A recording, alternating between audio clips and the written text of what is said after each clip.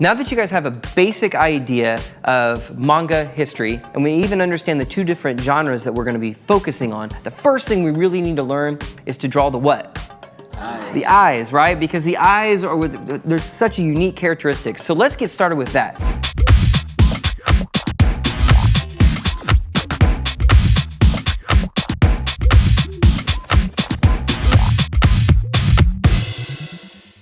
The first thing we're gonna need to do these practice drawings, let's get a pencil, some paper.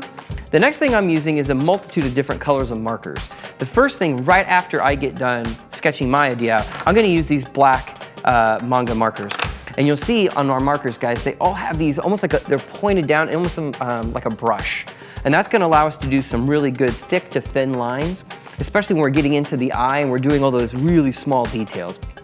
The next thing, based on those two different styles, I've got these marker sets which are pretty sweet because I've got the two different styles represented here. So we've got the shonen style, which is kind of more, remember, the male-driven style that the guys kind of go towards. And then I've got the shoujo style, which is more the female side of things. So you guys obviously can kind of play with either or. I always find the shoujo ones are kind of fun because they've got a lot of neon, and these have these real dark, rich colors with the shonen. So we can kind of play with both of them. So let's get started. The first thing we're gonna get to do is work on these eyes, and the first thing you need to remember is draw them big, bigger than what you think. I'm gonna start off with some basic shapes here. And again, I'm sketching versus drawing, right? That way, if I mess up, I can erase this thing. The next thing I'm gonna do, after I kind of draw the outline of this eye, is come in and start drawing the center. And then I'm gonna be getting into probably one of the most important parts of manga, which is reflective light. Guys, everybody's got reflective light in your eyes. So if you aren't seeing it and you're not sure how to draw it, obviously go look at a mirror, you're gonna see all kinds of reflections. Again, I'm keeping it loose, aren't I? Remember, this is not the death grip pencil. You need to keep that pencil pretty loose in your hand, which is a huge characteristic of manga drawing. Bam. Next step, I would come in and start playing with the black marker. Now remember, again, I'm using this, in my mind, I'm thinking of like a brush, and I'm looking of where I'm going thick to thin here. I might add some other lines here. What I like to do is turn the paper so that I can really utilize that thin part of the brush, especially when I'm drawing things like eyelashes.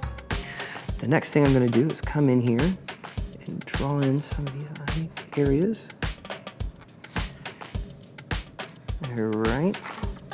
Again, I am trying to keep my concentration on not gripping this thing too tight.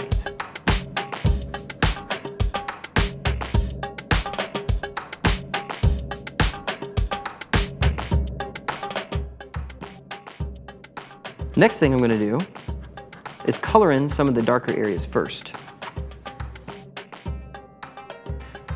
The next thing I would probably try to play with is the shade of gray. I've got to admit, I had no idea how awesome this marker would be. And I'm gonna come in and really just utilize it here and there. Again, we're practicing with the style, guys, right? So don't get caught up in trying to make it look just perfect. We're really experimenting to really get a feel for what these artists create. Next thing I'm gonna do, get out some of my more colorful markers here. One of the greatest things about these markers, guys, is they're not full of your typical ink. This is India ink, which gets us a really nice, bold line.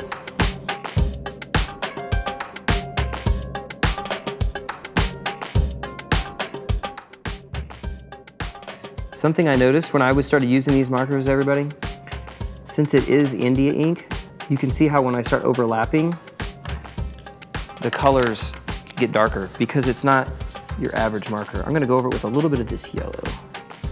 Something that I really enjoy doing is some hatching and cross hatching, and I've got here a really fine tip marker. Now, depending on what kind of manga artist you're looking at, you may not see as much of this, and sometimes you will.